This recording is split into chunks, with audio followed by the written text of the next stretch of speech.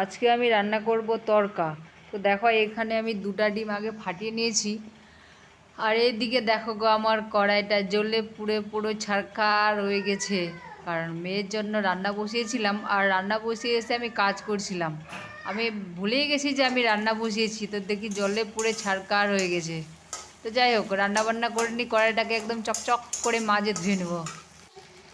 তো প্রথমে আগে আমি ডিমটাকে ভেজে নিলাম, তারপরে কড়াইয়ের মধ্যে দিলাম গরম মশলা, এলাচ,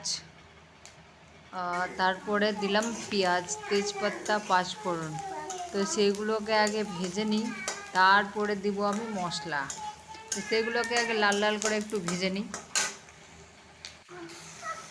তো সেগুলো লাল লাল করে ভাজা হয়ে গেছে, তারপরে দিয়ে দিলাম আমি মশলা কড়াইয়ের মধ্যে। তো মশলাটাকে আস্তে আস্তে আস্তে আস্তে করে আগে ভেজে নিব। আর এইগুলো বাদাম রাত্রেবেলা ভিজিয়ে দিয়েছিলাম, তারপরে এগুলো সিদ্ধ করে নিয়েছি প্রেসার কুকারে। তো সেগুলো মশলাটা ভাজা হয়ে গেছে, তারপরে ওই বাদামগুলো ঢেলে দিলাম। তারপরে পরিমাণ মতো জল দিয়ে কিছুক্ষণ ফুটিয়ে নিয়ে তারপর ডিমগুলো দিয়ে দিলাম। ডিমগুলো দেওয়ার পরে কিছুক্ষণ পরে ধনেপাতা দিলাম।